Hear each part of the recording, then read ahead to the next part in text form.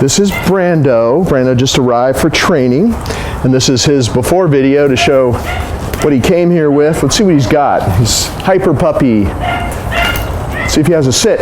You sit? Well, okay, so he's trying to sit, but it's not like the kind of sit where it's actually training. We'll try it again. Sit! Okay, I don't think he really has a sit. I've said it over and over again. So let's see. Okay, down.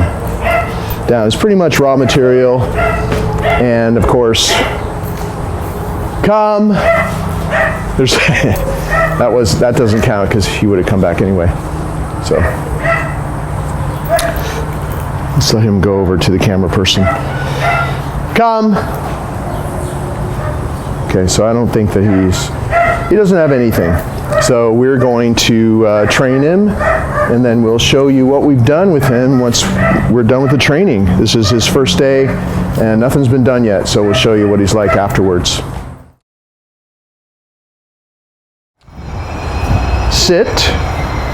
You're always going to walk Brando up to the person that he is greeting, that you are having him greet, because he would have an issue with jumping on people when he's really excited. Of course, we practice this every day, which is why he's so good at it now.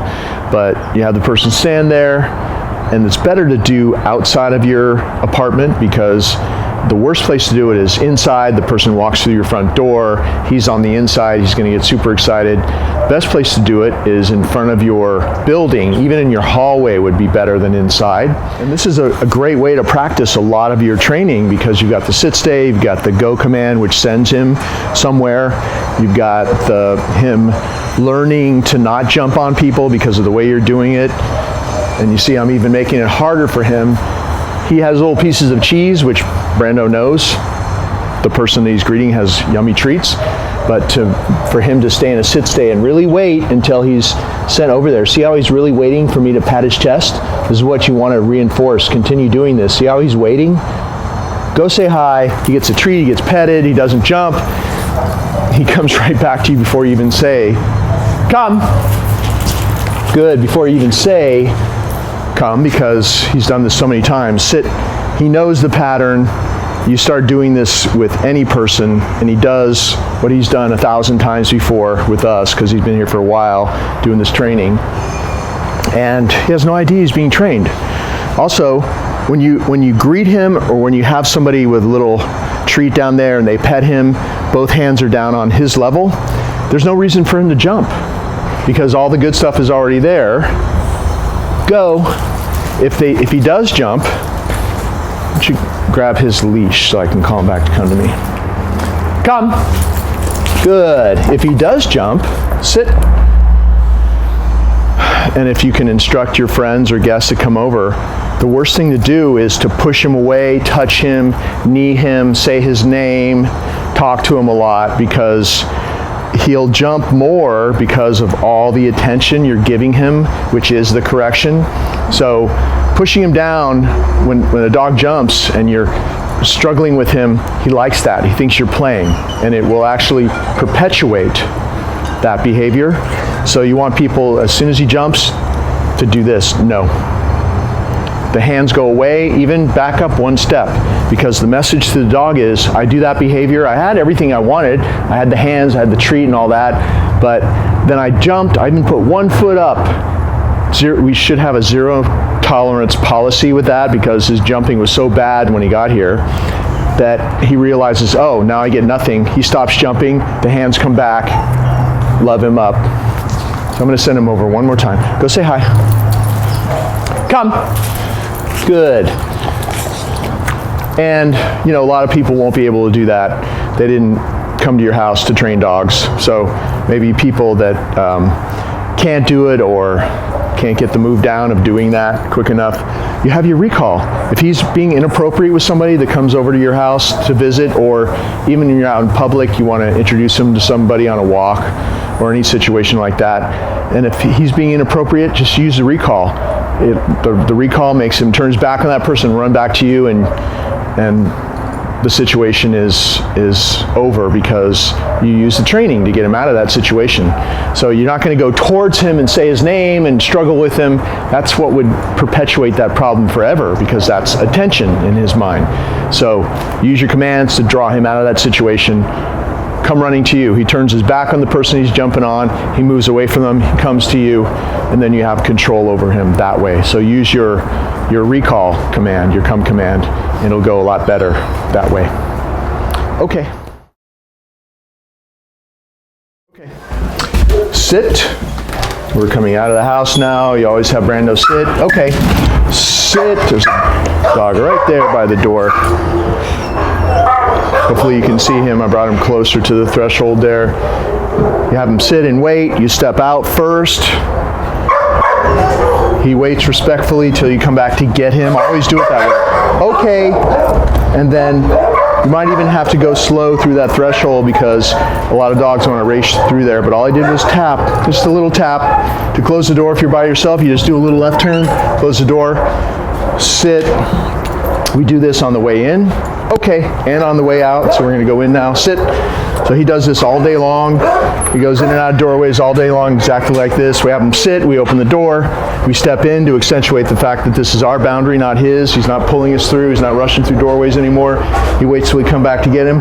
Okay, see how he's not pulling? And then that's how you do your boundaries. Sit.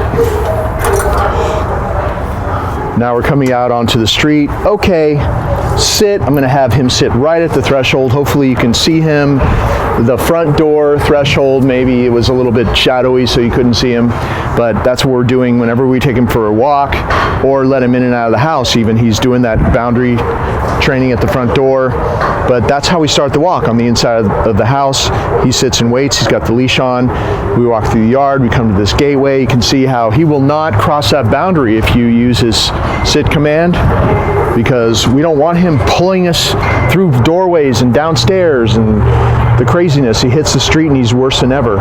Okay, so you want to start the walk on your terms, where the second you put that leash on, attach the leash to him in your house, you have him wait at that boundary, and you do this every time you take him out. He starts anticipating how it's going to go, and you get a calm dog. Obviously, every day I do this. We go out on the street every day, out in public every day, so he knows how this goes. And we're actually still in training mode, because I just brought him out, did my left turn to close the gate, and now we're going to go to the curb over here. Okay, because we're not done with the boundary training yet. We have somebody right behind the camera person, literally, so he's really excited. But you see what I'm doing? If he gets excited, all I did was tap and release. There's no struggling. If you struggle with him and have a tight leash, you're going to create overstimulation, okay, in any dog, and then you end up just muscling the dog around. He's a puppy now, but he's going to get quite bigger. Sit. So it's that tap and release that allows you to control the dog. And it's having ultimate control, or much better control, by not controlling physically. But it works really well, and you can call it whatever you want, but you saw what I just did, and I'm hitting every boundary. Front door, gate, curb, even did my little walk around, sit, stay. Okay, we're gonna go over here, and I'll start the walk over here. For me, the street is the training mode. So I take him to a curb, sits and waits. He does not cross that boundary until I take him to the other side, and I reinforce this not pulling me across the street. Sit, which is the hardest place for dogs not to pull you, because they're used to, like, when you cross the street, oh, they're pulling you across the crosswalk or across the street. But I'm going to do it the opposite way, because I want him to respect those boundaries, never go out on that street unless he's with me. And it's the hardest place for them to be calm and not pull. So that's where I practice it the most. And on the other side, another sit, stay, waiting to be released, go. Now he's free. And now we can start the walk. So now he's on free time, we can start the walk. And we'll show you what happens down the street. And now that we've started our walk, you can see that he's not pulling. He's fairly calm, as calm as he's ever been, actually, as calm as he's able to be, because he's a super hyper energetic little puppy. But if you start the walk the way I just showed you with the boundaries, which really, if you're just doing that as an everyday thing, you get the dog used to it, and it takes you 2 minutes. You got your doorway, maybe a gate, or a couple of gates, or maybe a couple of doorways because you're in a building, and then a gate, and then you get out on the street, and you just reinforce that very calm daily start of his walk, and he starts anticipating, oh, this is where I'm going to be calm because of the way you handle him. And that's the key to all this stuff. He only changes because you handle him differently. You see what we have now. This is the product of like 5 weeks of training. He's a very hyper puppy, so the training has to be extra good, but it doesn't work unless you, the owner, continues it, because he could, if you're not doing these things in your place, eventually this starts to all go away and he's back to the way he was before, unless you're doing my moves. So here we are starting the walk. We could walk with him. Come on, buddy. Could walk with him and give him free time, let him sniff, let him pee. If he picks something up you don't want him to have, or if he starts pulling or something like that, you always have your recall. Come, call him back to come to you. Good. You know, hold the leash closer to his collar so that you have control over him, and get him away from that thing on the street or that person or whatever he was messing with that you didn't want him to mess with. Take him down the street, have him sit, and then go, release him again, but just reinforce that loose leash. As I mentioned earlier, the tight leash is your enemy, and I'll say it more than once throughout these videos. Tension on the leash creates tension in the dog. It's a basic rule.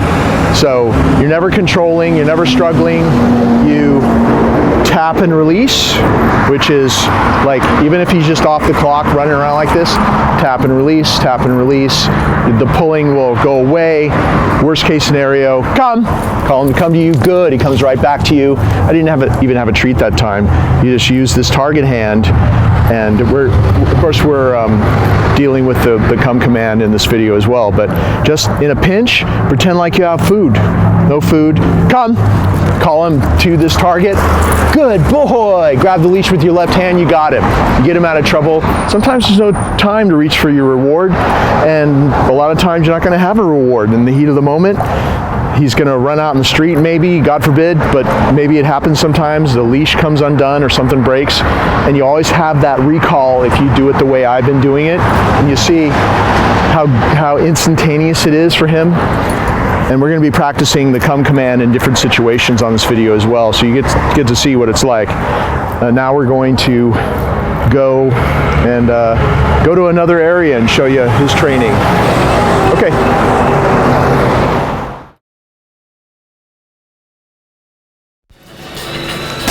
When there's a lot going on and he's really distracted, it's okay. Doesn't matter.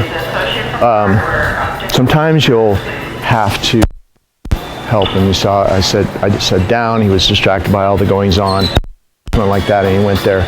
Don't ever repeat the commands. He's going to be a lot better and a lot quicker with all his commands if the pattern is every time that you. It's okay. Every time that you do this, you're practicing. When you're practicing, you got a leash on, so always practice on a leash.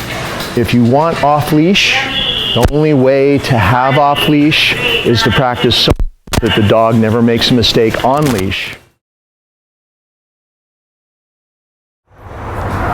Sit. You always walk him up to the mat and you have him sit. This is an exercise that we do with him every day. So it'd be a good idea to do every day with him. Go to your mat, down. It's really important. It's all about the details with this exercise. For a hyper dog like this and a puppy, it's really important that, it's really important that you do this in a way that develops calmness in him. So you're really making him wait until you send him over, like you saw me just do. And you're not repeating commands ever. Of course, we never repeat commands ever. And you can just start out practicing like this. Even this, doing this for 5 minutes a day is going to make him calmer over time. Good.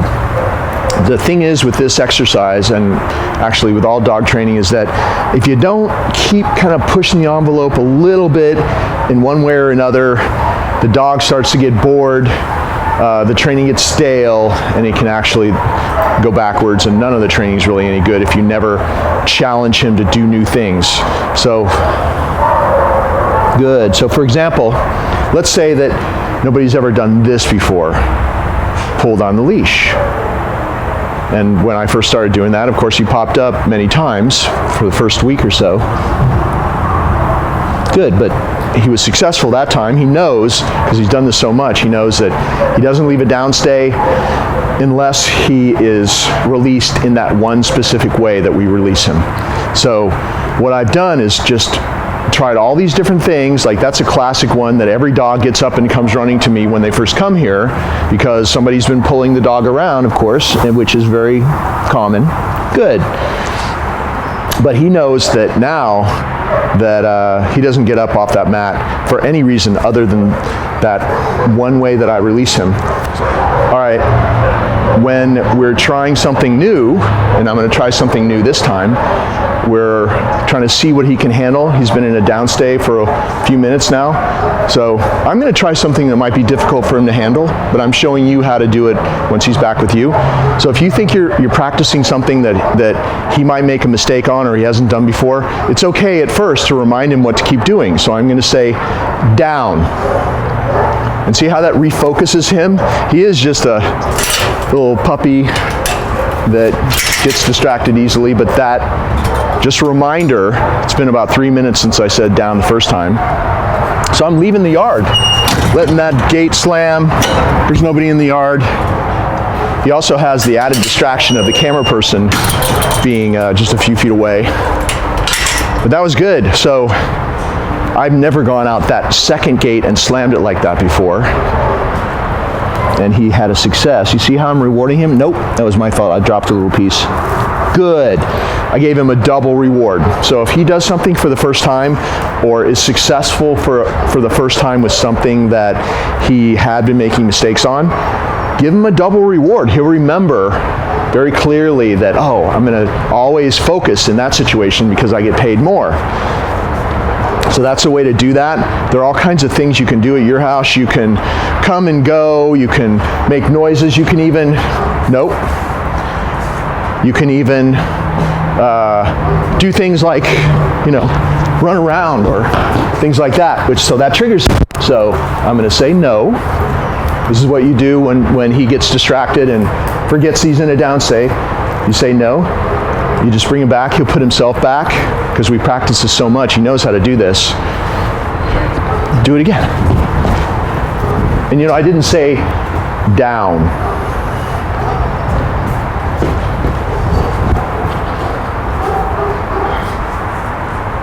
I call that a success. No. Make sure that the delivery of the reward, good, is very calm, okay? So no matter what you do, when he does it successfully, slow everything down when you go to reward him because the delivery of the reward is very important. If you're throwing it down or you're letting him touch your hand, that means he's not on the same page. We want him to be focused, calm, following all the rules, and the rule is good. He allows you to set it there. See how I wait for a couple of seconds? He really is waiting. I withdraw, and then he takes it. The way that we release him off the mat is we're going to stand up next to him just like we would release him in public, but you never drop the leash when you're in public. You only do this kind of thing when you're in a fenced yard or your house. Don't ever drop the leash when you're just out in public for obvious reasons. You walk back next to him, you say, okay, walk him off the mat, have him sit, and then he's on your left with your right hand. If you want to let him be free, go, and he's free.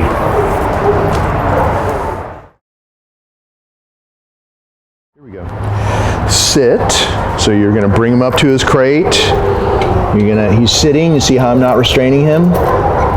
I'm going to open the door. You see how he wanted to leap forward, but he really waited. I'm not holding him. That's why I'm showing you this. You never restrain the dog, or else all the training falls apart. But if you were to run in before you actually allow him to go, and just tap and release, and he'll go back. So much easier than holding on tight anyway. So with your right hand, you're going to pat his chest and say, and he's going to run in there because he loves his crate. He turns around, I give him a treat, and I'm going to take off his little training equipment here, which is very simple. It's just a little training collar, this little tiny, which has really helped a lot. One more treat before I close the door. So when we're dealing with dogs in the crate, our goal is to make the crate the place where all the good stuff happens. We feed him in there, he's going to eat his meals in there, he gets bones to chew on in there, and everything good happens in the crate. He goes in there, he turns around, he gets a treat. I reach in to take off his stuff, and before I close the door, I give him another treat, close the door. We want him to have a great association with the door being closed, always. And, dogs are naturally den animals, so it's not hard to make them love their crate. You can make them hate their crate by forcing them in and doing it the wrong way, and maybe leaving the door open, letting them come and go. And if you ever had to close the door, a lot of dogs will freak out because they're not used to it. So with any of the training, you want to do it exactly the way that you ultimately want it to go later on from day one. So from day one, we're going to control the boundary. This boundary is probably as important to the dog as your front door, which is usually the most important boundary, because that's his den. Everything great happens in there. You control this boundary. It's so easy to do this if you take the time to do this like we have. This boundary is a very important boundary for him, and if you control it, it's one of the pieces of the puzzle. It fits together with the other pieces of the puzzle that changes the dog's perception of you.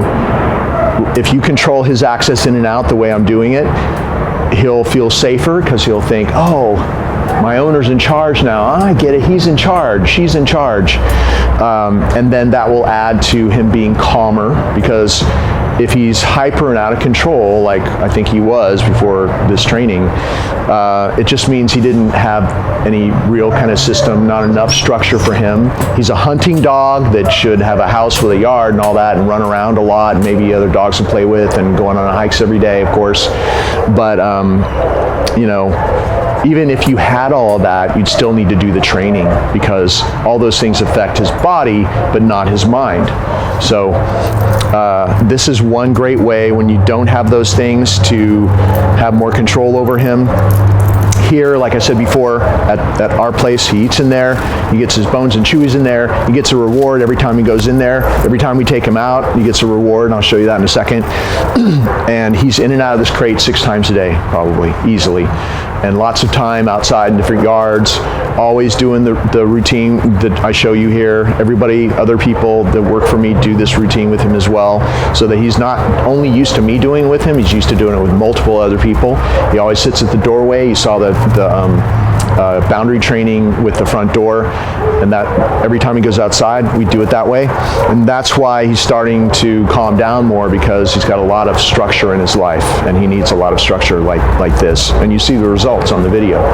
So when you're going to take him out, by the way, he sleeps in there overnight here as well. So he's got a nice cushy blanket in there, and he's very comfortable in there.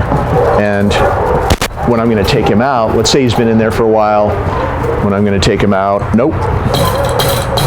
Just a little token kind of slam like that. It's not even a slam. Good. See how I did it? He tried to stick his head out, and I said no, and I bounced it like that. It's not like this. It's just exactly the way I'm doing it. Just little bounces. There you go.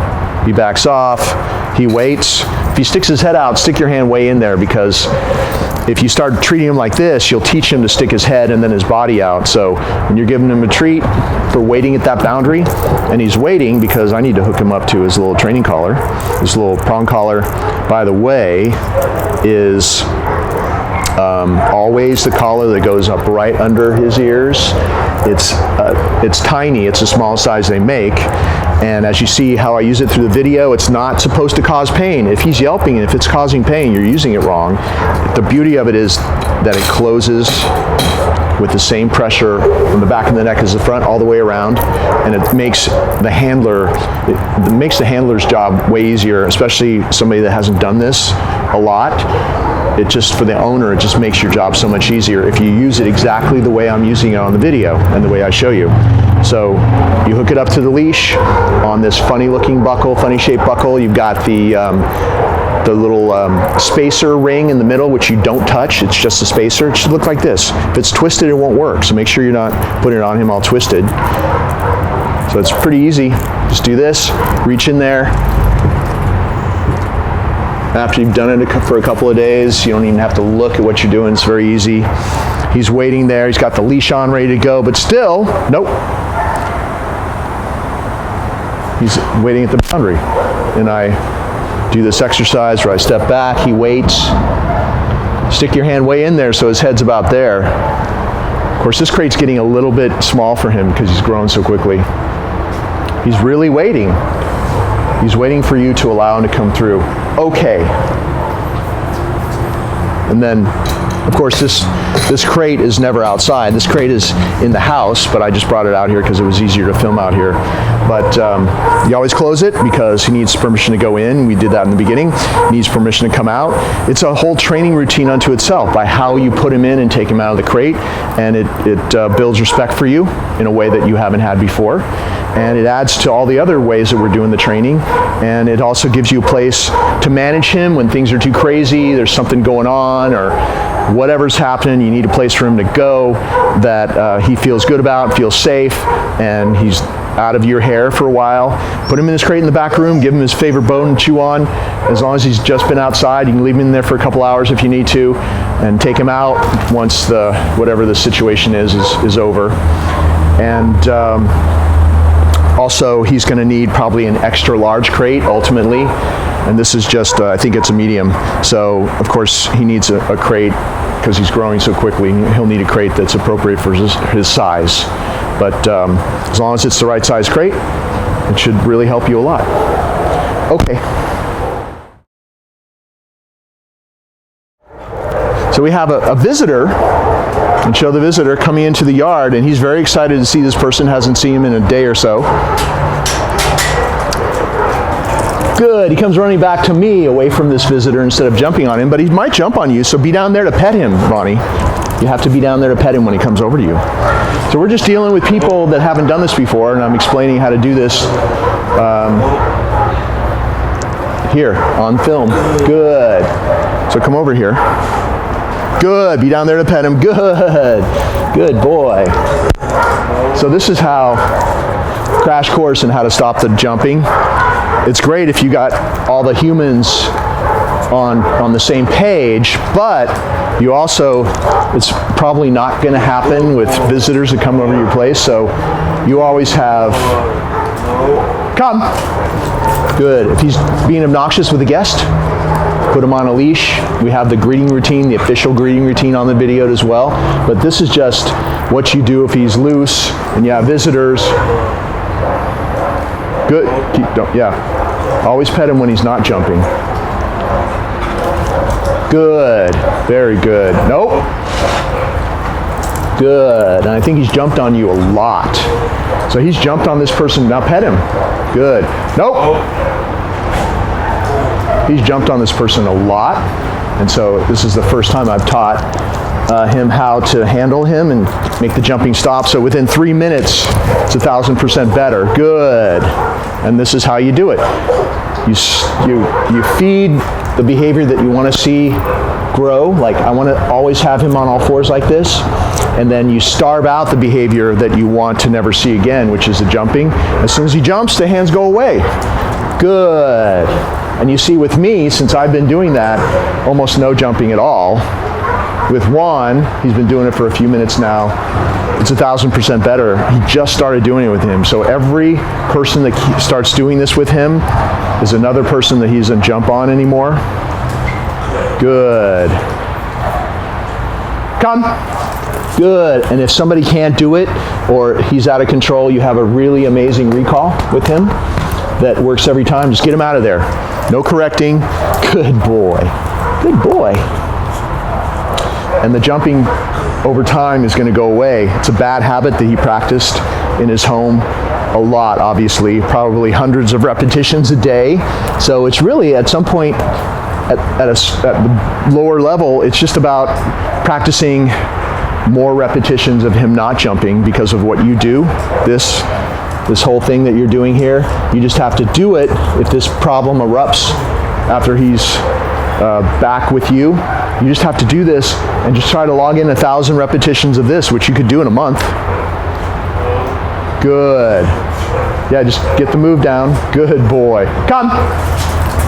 Good boy. Very good. Very good. And you'll see the jumping gets less and less over time. If you correct, it'll get worse. No corrections, because the correction is attention for that. And the best thing you can hope for, good. That's what you want. You want him to sit down in front of somebody and then he gets petted. The correction, the best you can hope for is that you correct, he stops, and then he does it again 2 minutes later, you correct, he stops forever, and nobody wants to do that. We want it to stop. Pet him when he's down. There you go.